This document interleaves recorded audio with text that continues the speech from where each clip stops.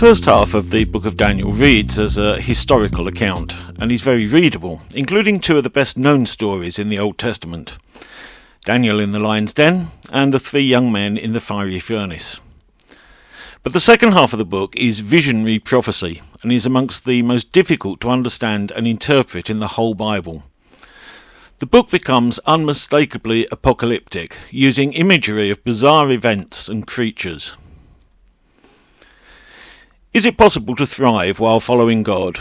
Daniel, the central character of the book of Daniel, faces the question under extreme circumstances. Exiled from Jerusalem when God's people are conquered by the Babylonian Empire, he must live out his life in an environment very hostile to Yahweh. Yet circumstances bring him to a position of high opportunity in the service of the Babylonian king. Should he withdraw from the corrupt and profane Babylonian government and seek a life pleasing to God amongst other Jews? Should he relegate his faith to a private, personal sphere, perhaps praying to God in his closet while living the life of a Babylonian power and influence indistinguishably from those around him? Daniel chooses neither. Instead, he embarks on a promising career while remaining publicly devoted to God. The story of how he navigates these treacherous waters is both a guidebook and a case study for Christians today.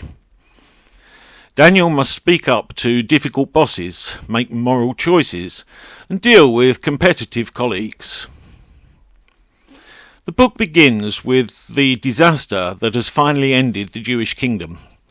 Nebuchadnezzar, the king of Babylon, has conquered Jerusalem, deposed its king, and taken many of its royals and noble young men captive. As was typical in the ancient Near East, Nebuchadnezzar made sure to take vengeance on the gods, or in this case Jehovah, of the vanquished nation by plundering the temple, stealing its former treasures to decorate the house of his own god. Nebuchadnezzar was an enemy not only to Israel, but also to Israel's God. Among the youth taken captive were Daniel and his companions Hananiah, Mishael, and Azariah. The four were chosen for a selected program based on youth, aptitude and appearance to enter into training for a leadership position in the kingdom. This presented both an opportunity and a challenge. The opportunity was to make good lives for themselves in a hostile land, perhaps to bring God's power and justice to the new country. The challenge for Daniel and his colleagues was compromise, at the expense of loyalty to God and their people. The subjects they would have to study would include astrology, the study of animal entrails, rites of purification, sacrifice, incantation, exorcism, other forms of divination and magic. These would have been odious to the faith of the devout Jews. Moreover, Daniel and his friends had to accept changes in their names that previously proclaimed their allegiance to God. Nonetheless, they embraced the challenge, secure in the belief that God would protect their faith and loyalty. They enrolled in Babylonian education, but set limits to guard against actual assimilation into the pagan culture. They resisted the rich diet that was required for all trainees, refusing to defile themselves. Daniel recognised that his boss was sympathetic, but was in a difficult position. If Daniel and his friends became weaker due to the lower quality of food, the overseer would lose not only his job, but his life. So Daniel asked for an evaluation. Give us 10 days. If we're not healthier than the others, we will relent and follow your diet. When Daniel and his companions came out of the test after 10 days healthier than the others, everyone was given their vegetarian diet, no doubt leading to another challenge between Daniel and other Babylonian students. The discussion of Daniel's diet highlights a much deeper point. God has a hand in the events of Daniel's life as well as in Nebuchadnezzar's, in Babylon, and in every nation.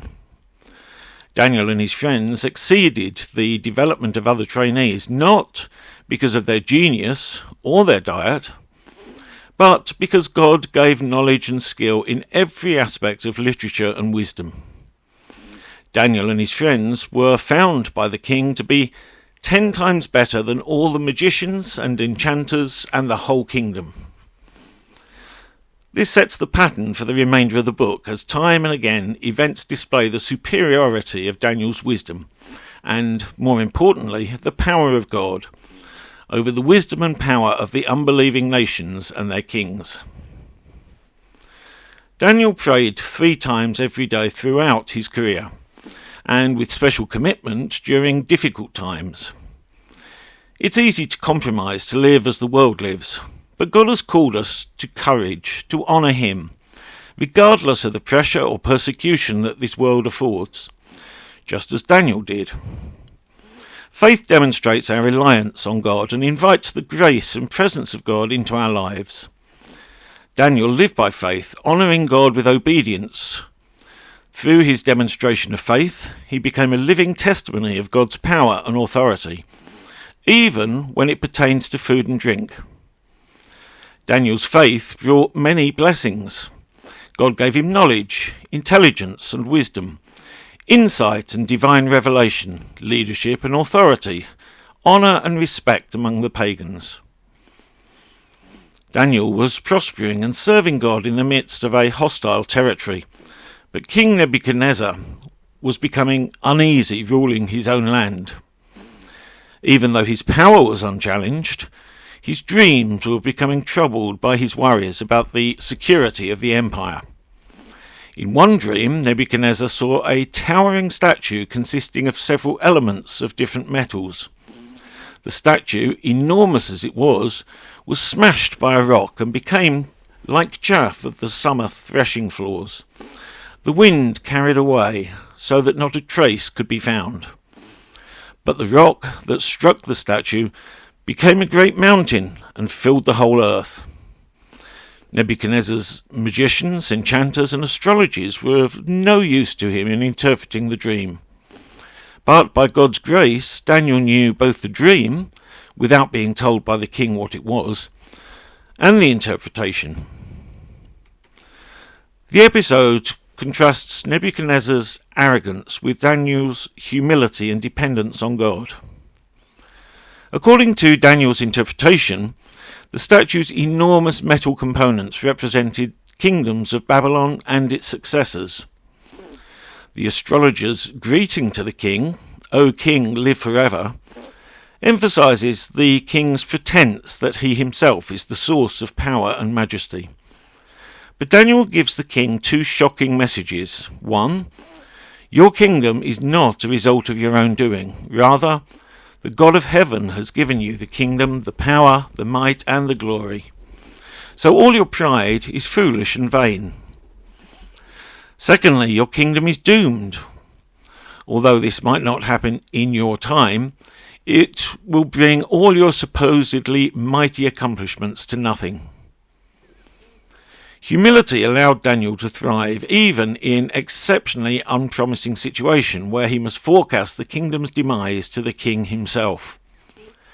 Daniel disclaimed any personal ability of his own. God alone has the power and wisdom. This humble attitude led the king to pardon and even accept Daniel's message. The king made Daniel ruler over the entire province of Babylon and chief prefect over all the wise men of Babylon. Nebuchadnezzar even came to some kind of belief in Yahweh, saying, "Truly, your God is God of gods and Lord of kings, and a revealer of mysteries, for you have been able to reveal this mystery." The great statue of the king's dream represents 4 world kingdoms. The head of gold is King Nebuchadnezzar himself. The body of silver represents the empire of the Medes and Persians. Silver is inferior to gold, and the Persian Empire would be inferior to the Babylonian. The 2 arms are symbolic of the Medes and Persians. The belly and thighs of bronze speak of the Greek Empire, while the legs of iron are representative of the Roman Empire. Rome crushed all previous empires and had great military strength. Rome divided into east and west, shown by the two legs. The feet and toes of iron mixed with clay speak of a future revived Roman Empire. The great stone cut out of the mountain is the kingdom of the Messiah. To the Babylonians, mountains were divine. The stone that crushes the statue must be greater than the statue. God's kingdom will dominate and be greater than any human kingdom. It's worth noting at this stage that the illustration in Daniel 7 is different but mirrors the illustration in Daniel 2. Daniel 7 represents the 4 world kingdoms but illustrated as beasts: a lion with wings of an eagle for Babylon, a bear for the Medo-Persian Empire. The 3 ribs in the mouth of the bear refer to the 3 nations conquered by the Medes and Persians: Egypt, Lydia and Babylon. Then there's the Greek Empire, shown by a leopard with 4 heads, and after the death of King Alexander, his kingdom was divided among his 4 key generals. And then the terrifying beast is Rome. The 10 horns speak of the revived Roman Empire, and the little horn is the Antichrist. The Son of Man speaks of the Saviour's humanity, while the Ancient of Days is the eternal God. The Messiah is given all authority over human government. By God's grace, Daniel's humility enabled him to prosper in Nebuchadnezzar's court, even as God was preparing to cast down the king's empire. Even so, Daniel and his friends were about to suffer under renewed fit of Nebuchadnezzar's arrogance. Now their faithfulness to God led to suffering. Regrettably, the very dream that led Nebuchadnezzar to recognize God's hand on Daniel may also be what incited the king to build a golden image that he required all his subjects to worship. The figure signified a resurgent pride of the Babylonian king. Its gigantic structure, about 28 meters tall, was constructed on the level plain of Dura, which would have exaggerated the commanding presence of the image. The king's disgraced astrologers played to the king's resurgent pride and accused Daniel's friends of failing to worship the image. The friends readily admitted their guilt and refused to worship the likeness, despite the king's threat to throw them in a fiery furnace.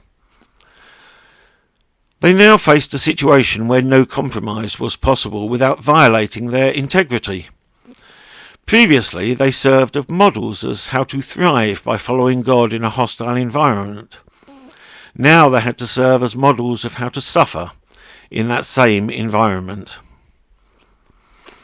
Hananiah, Mishael and Azariah, by now renamed Shadrach, Meshach and Abednego, answered the king, "If our God who we serve is able to deliver us from the furnace of the blazing fire and out of your hand, O king, let him deliver us. But if not, be it known to you, we will not serve your gods, and we will not worship the golden statue that you have set up." It is significant that Shadrach, Meshach and Abednego say outright that God may not intervene in their case. Nevertheless, to them, being faithful to God was the right thing to do, whether or not it was the path to success.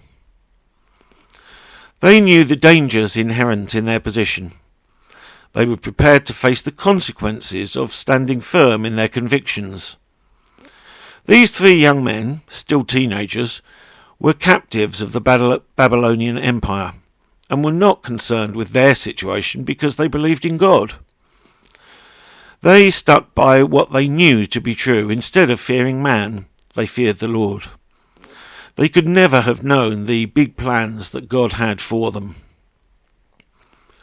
They were thrown in and the fire blazed, but all that burned were the ropes that bound them.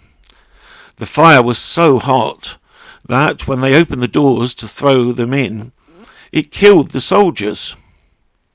Soon the king saw 4 men walking around in the fire. The Bible says the 4th was one like the Son of Man. Now, some people say this was an angel. Others say it was a pre-incarnate Christ. The fact is, the Bible does not clarify exactly who was with them, so, as ever, it's best not to speculate. When the three men walked out, nothing on them was burned. Their clothes were untouched. They didn't even smell of smoke. Not only did the king begin to worship their God, but he ordered the people to worship him too. He then promoted the teens even higher in rank and position. Where most people saw fire and death, God saw victory and freedom. In chapter 4, both Babylon's magnificence and the king's arrogance reach their peak. Yet, once again, the king is troubled by his dreams. He saw an enormous tree, whose top reached to heaven, which provided fruit and shelter for the animals. But the command from a holy watcher coming down from heaven, the tree was cut down and the animals scattered. In the dream, the stump became a man, whose mind was changed into that of an animal, and who was forced to live among the beasts for an extended time. The king commands Daniel to interpret the dream, once again requiring Daniel to give unpleasant news to an emotionally unstable monarch. The interpretation is that the tree represents Nebuchadnezzar himself, who will be punished for his arrogance by being driven insane and made to live like a wild animal until he will know that the Most High has sovereignty over the kingdom of mortals and gives it to whom he will. Despite the stark warning, Nebuchadnezzar persisted in his pride, even boasting, "Is this not magnificent Babylon which I have built, as a royal capital by my mighty power and for my glorious majesty?" As a result, he was punished as the dream foretold. But perhaps Daniel's confrontational interpretation made a difference, for after a long time in the wilderness, the king repents, glorifies God, and both his sanity and his kingdom are restored to him. Chapter 5 concerns the humbling of a pagan king, but not his actual overthrow. Babylon's extravagance had few parallels in the ancient world. It was an impregnable fortress built of two enormous walls, an inner wall and an outer wall.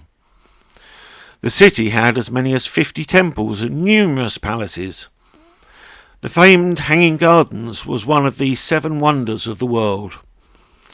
Yet, after the death of Nebuchadnezzar in 562 BC, the city's downfall took just 23 years. The Persian king Cyrus took the city in 539 BC without significant resistance. This momentous change in the political landscape is told from the perspective of what occurred in the palace of the new ruler, Belshazzar, on the night of the city's fall.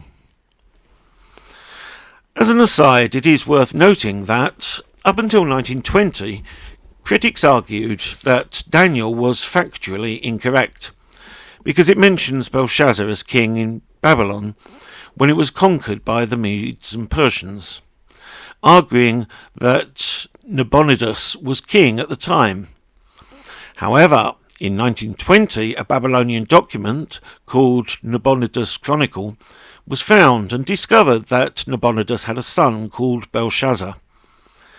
The document states, in 555, Nabonidus marched an army westward to conquer rebels who had revolted against Babylon since the death of Nebuchadnezzar. Before he left Babylon on this expedition, Nabonidus entrusted the kingship to his son Belshazzar. Nabonidus settled in the western area of Arabia and left the care of Babylon to his son Belshazzar, establishing a dual kingship. Belshazzar has a sumptuous banquet in which he defiled the sacred Jewish goblets stolen from the Temple of Jerusalem and blasphemed the Lord as the meal denigrated into a drunken orgy. And then the fingers of a human hand appeared and began writing on the plaster of the wall. The writing said, Mene, Mene, Tekel, Upharsin. Belshazzar was terrified. His face turned pale, his knees knocked together. Neither he nor his enchanters, astrologers and diviners were able to understand what it meant. Only Daniel could perceive its message of doom. The God in whom power is your very breath, and to whom belong all your ways, you have not honoured. You have been weighed on the scales and found wanting.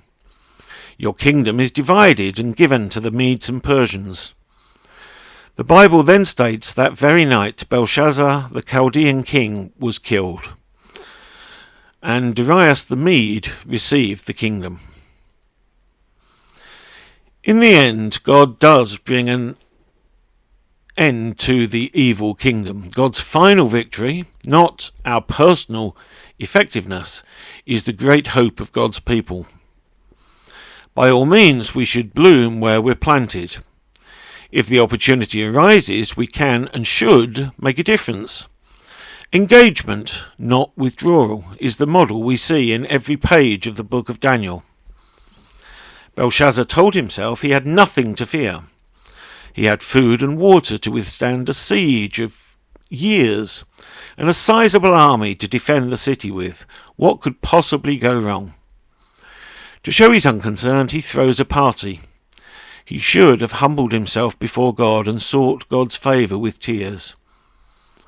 But Belshazzar went on in arrogance with his charade, and died that night. Babylon, though heavily fortified, had one weakness. The river Euphrates ran through the middle of it. The Medo-Persian forces dug another watercourse and diverted the river, and then the troops entered the city that night on the river bend, and Belshazzar was killed. In Daniel 6, faithful witness to God experience both suffering and reward while the pagan kingdom persists. There is a conspiratorial threat to Daniel's life, set in the reign of the Persian monarch Darius the Great. Daniel's competence merited his promotion to ruler over all the new empire, subservient only to the king. We're not told how Daniel handled this awkward situation, but we do see how his former colleagues responded. They tried to catch Daniel at some impropriety, so they could report him to the king. Yet even they could find no grounds for complaint or any corruption because he was faithful, and no negligence or corruption could be found in him. Daniel is now towards the end of his life. He's been appointed by King Darius to be one of 3 commissioners over the 120 satraps that lead the whole kingdom. Not able to catch Daniel at anything real, and knowing his daily habit of prayer to his God, Daniel's rivals contrive a plan that exploited King Darius's ego. They convinced the king to decree that for the next 30 days no one could pray to any god or man other than the king. The penalty was death in the lion's den. The conspirators believed they'd found a path to Daniel's destruction. Darius, flattered by their ideas, enacted the decree, leading to a situation that he deeply regretted later. The decree ensnared Daniel, who continued to pray to God. With his great distress, Darius could not rescind the order since, according to tradition, the law of the Medes and Persians cannot be revoked. Darius, although the most powerful man of his day, tied his own hands, making it impossible to rescue his favoured administrator. The king conceded to Daniel, "May your God, whom you faithfully serve, deliver you." Daniel was thrown into the lion's den overnight, but emerged in the morning unwounded. It's worth mentioning that Daniel was about 80 years old at this point. I mention this because many have attempted some artist impression of the scene in the lion's den, but all seem to show a young man of about 20 to 30. I've seen dozens of pictures of Daniel in the lion's den. I don't believe I've ever seen one of a man aged about 80. Anyway, Daniel's escape led to the king issuing an edict of reverence for Daniel's God to remove the threat of annihilation for the Jews as they continued to worship God. God's power overcame human deceit and royal diktat. Nonetheless, Daniel did experience what most of us would call suffering. Being the target of a government-sponsored character assassination attempt must have been a challenging experience.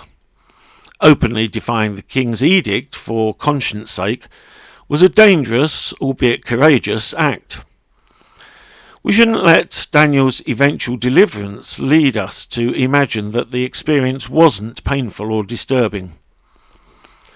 Daniel did not limit himself to tasks he was certain he would accomplish on his own steam.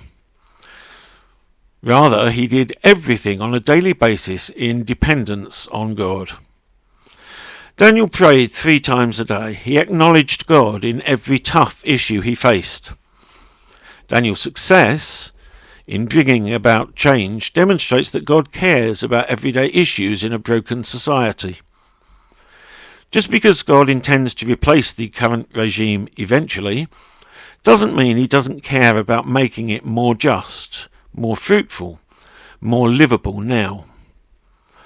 Daniel excelled in working on behalf of the world's kingdoms, and he maintained his integrity as a citizen of God's kingdom.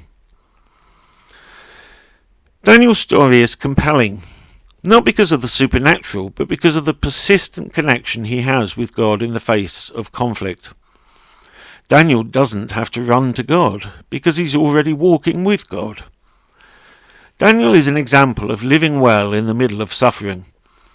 Convictions are built on integrity, lived out with courage, and expressed with grace. Everyone loves the story of Daniel in the lion's den, but most miss the crucial message, and that is that Daniel was a man of prayer. He had been in Babylon for about 70 years by this stage, and a lot has changed. They've changed his name, they've changed his language, his homeland, but they couldn't change his heart. With all the changes that have taken place, Daniel is the same man now that he was as a teenager when he was first taken captive. He's honoured God now just as he honoured him then. When we read the book of Daniel, we read that Daniel honoured God and God exalted him even in the midst of captivity. As obedient and loyal as Daniel was to the king and the kingdom of Babylon, we know he was even more loyal to the God that he served. The Bible records Daniel, knowing that the decree had been signed, went into his house, went up to his chamber, opened the window towards Jerusalem, kneeled down and prayed 3 times a day. It was business as usual for Daniel. There were no temples of worship in Babylon at this time because it was a pagan land. So Daniel made himself a place of prayer, a private place, an open window facing Jerusalem. Daniel's prayer was first a prayer of thanksgiving as he acknowledged God's goodness to him. It was also a prayer for guidance and help. He sought God's wisdom in the decisions he had to make. Daniel made no attempt to hide his devotion or his dependence on God, even though it now meant disobeying a government decree. Daniel would not and could not look to Darius for guidance and strength. He knew that God alone would supply. Daniel had a powerful prayer life, and the secret of his prayer life can be found in verse 10, where it says, "Just as he had done before." Daniel knew his enemies were going to be there watching, and he knew he'd be turned in, and yet he still prayed. He didn't shut the window, because he was not ashamed of the God to whom he was praying. He wanted people to know who he believed in, and some decree sent out by the king was not going to stop him from going to the King of Kings.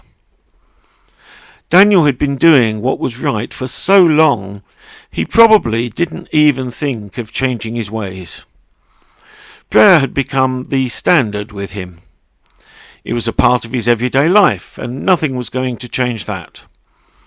It was a priority to Daniel. Daniel went to his open window to pray every day, because he'd learned that the window in heaven was open and available to him. Daniel could have put his prayer life on hold. It was only for a month. But Daniel knew he couldn't put God on hold. Chapter 7 brings us back to the first theme of the book of Daniel. God will someday replace the corrupt kingdoms of this world with his own kingdom. The chief hope we have lies not in making the best of a present situation, but in anticipating the joy of the coming kingdom of God.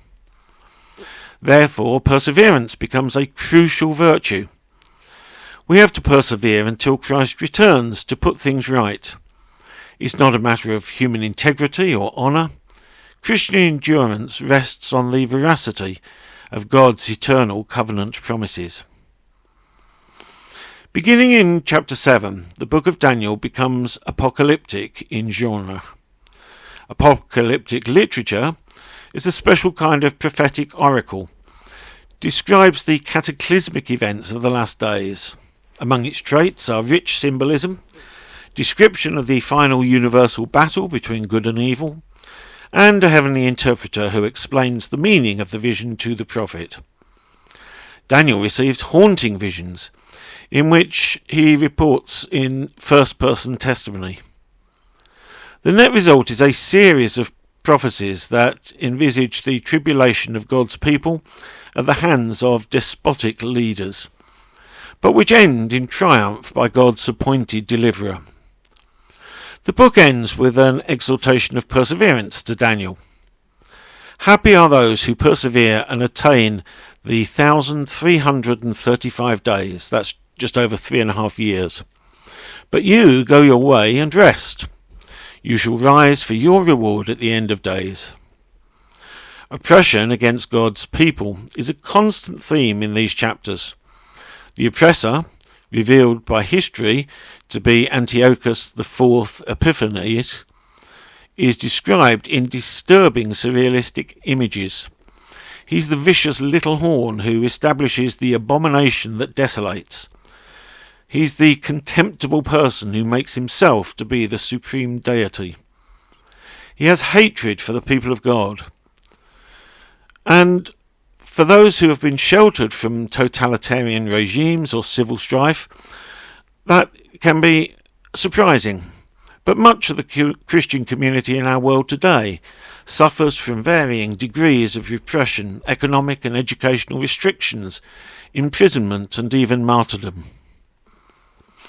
In the first year of Belshazzar's reign, Daniel has the vision of 4 beasts from the sea, which we referred to earlier. The 4th beast, the Second Greek Empire, has iron teeth and 10 horns, which are replaced by a single conspicuous horn. The 10 horns are the kings from Alexander on through the Seleucid Empire. The single horn is Antiochus IV Epiphanes, who sought to Hellenize the Jewish religion. There are a man's eyes in his horn, and a mouth speaking pompous words. This beast is slain and burnt. One like the Son of Man comes with the clouds of heaven. He comes to the Ancient of Days and is given everlasting dominion. Daniel expands the vision. As I looked, thrones were set in place, and the Ancient of Days took his seat. His clothing was white as snow. The hair of his head was white like wool. His throne was flaming with fire, and its wheels were all ablaze. A river of fire was flowing, coming out from before him. 10,000 times 10,000 stood before him. The court was seated, and the books were opened. The Ancient of Days is, of course, God the Father. He is the authority in the universe. This is the God before whom we will all one day stand. God sees people who deserve to be eternally burned in the river of fire that flows out of him. But Daniel saw 100 million people, that's the 10,000 times 10,000, standing before God as those who believe that Jesus took the blame for their sins, so that all the pages of their evidence book that once listed their sins have been ripped out, and replaced with Jesus' flawless record. These people are now just as holy as the fire flowing out from God. Listen to how Daniel's vision continues. The Son of Man has given authority, glory, and sovereign power. All peoples, nations, and men of every language worshipped him. His dominion is an everlasting dominion that will not pass away. His kingdom is one that will never be destroyed. While the kingdoms in Daniel's vision, like Babylon and Rome, wielded great power, their power was limited and temporal. Jesus' power, on the other hand, is universal and eternal. No one can escape his influence. There is nothing that can stop him from doing what he wants. Chapter 8 shows Daniel's vision in the 3rd year of Belshazzar's reign. By the river Ulai, there is a ram with 2 horns. A male goat with a large horn between its eyes challenges and conquers the ram. The goat becomes great in power, but its horn is broken and replaced by 4 others. They are the 4 successors to Alexander the Great. The one horn is Antiochus IV Epiphanes, that grows great towards the south, east, and the glorious land. The horn takes away the daily sacrifices and casts down the place of God's sanctuary. The transgression of desolation will last 2,300 days, which is just over 6 years. Then the sanctuary will be cleansed. Gabriel explains to Daniel that the vision refers to the time of the end. Daniel responds to the vision with fainting and sickness. Daniel knows from Jeremiah that the Babylonian exile will last 70 years. He fasts and prays, confessing the sins of his people. The curses of the law of Moses, given towards the end of Deuteronomy, have now come to pass. And Daniel asks that God forgive and restore Jerusalem. As he prays, Daniel is visited by Gabriel. The angel Gabriel says that in 70 weeks, and confusingly here, a prophetic week refers to a period of 7 years. So 70 weeks is 490 years. In 70 weeks, or 490 years, reconciliation will be made for iniquity. Everlasting righteousness will be brought in, and the most holy anointed Messiah will be cut off, but not for his own sake, but for the sake of others. Daniel 10 has a couple of very interesting ideas. A few verses from that chapter. During those days, I, Daniel, went into mourning over Jerusalem for 3 weeks. I ate only plain and simple food, no seasoning or meat or wine. I neither bathed nor shaved until the 3 weeks were up. And then later on in the chapter, from the moment you decided to humble yourself to receive understanding, your prayer was heard, and I set out to you. But I was waylaid by the angel prince of the kingdom of Persia, and was delayed for a good 3 weeks. But then Michael, one of the chief angel princes, intervened to help me. I left him there with the prince of the kingdom of Persia, and now I'm here to help you understand what will eventually happen to your people. The vision has to do with what's ahead. So Daniel prays for 3 solid weeks, but feels there's no response. Then, nearly a month later, an angel shows up and says, "The first moment you prayed, you were heard. But I ran into difficulty. The enemy resisted me." Now, I think this is something we never think about and can't really imagine. An angel is coming to Daniel, but ran into difficulty. So great that the archangel Michael had to come and take on the battle with evil to allow the angel to get to Daniel. We also need to know when we pray that we're heard, and I find this passage so encouraging. On 2 different occasions, Daniel is told that as soon as he began to pray, he was heard. Our prayers and requests hit God's ears not when they cross our lips, but when they cross our mind. The proper response is persistence.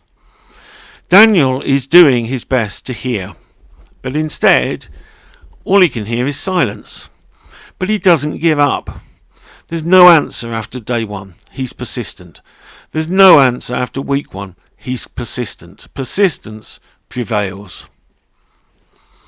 By chapter 10, he's been mourning for 3 weeks. On the banks of the Tigris, Daniel sees a glorious man clothed in linen, girded with a golden belt. His face was like lightning, his eyes like torches of fire. His arms and feet were like burnished bronze, and his voice like that of a multitude. Daniel's companions don't see the vision, but they're still terrified, so they run away. Daniel feels overwhelmed by weakness, but he is reassured and told to be strong. In the next chapter, we're told that 3 kings will arise in Persia, and a 4th will be richer than them all and fight against Greece. And what follows is a very lengthy prophecy. This is important for several reasons. It's not particularly a spiritual prophecy, nor is it one of the end times. It's a prophecy about secular kingdoms and governments, all of which came true in the next 300 or 400 years, underlining once again the indisputable truth of God's word. The passage said that a mighty king's empire would be divided into 4 parts at his death, which it did with King Alexander the Great. The southern part would become the strongest, that's Ptolemy. Joined by a marriage, the kings of the north and south will be allies for a while, but the arrangement will not last. There was a marriage between Antiochus II of the Seleucids and Berenice, the daughter of Ptolemy II. There was peace for a time because of their marriage, but that was lost when Ptolemy II died. Antiochus II put away Berenice and took back his former wife, Laodice. She poisons her husband and has Berenice killed. The prophecy then says from the south an army will defeat the kingdom of the north. Well, Ptolemy III, avenging the murder of his sister Berenice, invaded Syria and humbled Seleucus II. The prophecy goes on, one of the sons of the kings of the north will conquer the Holy Land, which stood as a buffer between the kings of the south and the kings of the north. The king of the south will gain an upper hand over the king of the north, who will occupy the Holy Land, or the Glorious Land. Well, Antiochus III was defeated at the Battle of Raphia and was forced to give back dominion over the Holy Land to Ptolemy IV. The prophecy goes on, the king of the north will then occupy the Glorious Land. That's Antiochus III invaded Egypt again, gaining control over the armies of Ptolemy V and the Holy Land. And then it says the king of the south will give his daughter to the king of the north. And Antiochus III gave his daughter Cleopatra to Ptolemy V of Egypt. Then the king of the north shall stumble and fall. Antiochus III tried to pillage the Babylonian temple and was killed by enraged locals. And then the reign of the succeeding king of the north will be brief. Well, the next king of the north was Seleucus III, who reigned for about 16 months. And in his place shall arise a vile person, that's Antiochus IV. He will take away daily sacrifices and place the abomination of desolation in the temple. He will exalt himself and speak blasphemies. When he comes to his end, no one will help him. It is incredible how specific God will inspire a prophecy to give specific events about the future. God told Daniel in detail what was going to happen. Now, Daniel didn't live to see a lot of that. But God sees everything, every event in the world, every detail in our lives, right to the end. Chapter 12 gives prophecy more targeted at the end times, with clear similarities here with the book of Revelation. The archangel Michael shall stand up at a time of trouble. The Jewish people will be delivered, for their name is found in the book. The dead will be resurrected, some to everlasting life, some to everlasting contempt. The righteous and the wise will shine like stars. And Daniel is told to shut up his words and seal the book until the end of time. The time of trouble will be for times and half a time. That's 3.5 years. God will purify and preserve his people and has set a limit of days to the time of trouble. There will be 1,290 days from the setting up of the abomination of desolation to the final consummation of all things. The chapter brings us the latter part of the climactic story of the end times. As the end times draw near, history will move in a series of dramatic events according to a pattern known in advance by Creator God. This last chapter clearly states how God rules over the affairs and the events of the last days. The ultimate objective of the prophetic writings is not only to foretell the future, but, most importantly, to reveal that God's hands have been there all throughout the world's history. He's definitely in charge of all the affairs of men. We must remember that prophecies were written not to satisfy our curiosity, but to strengthen our faith. God has a plan, and his plan is down to intricate detail. God knows and is in control of the future. Everything that God has predicted has come true exactly as he predicted. Therefore we must believe and trust that the things he has predicted for the future will one day occur exactly as he has declared. If you would like to know more, then do contact us at any of the contact addresses given on this slide. Or, if you're ever in the Radstock area on a Sunday morning, why not come and join us for our 10:30 service at the Baptist Church? You will always be very welcome.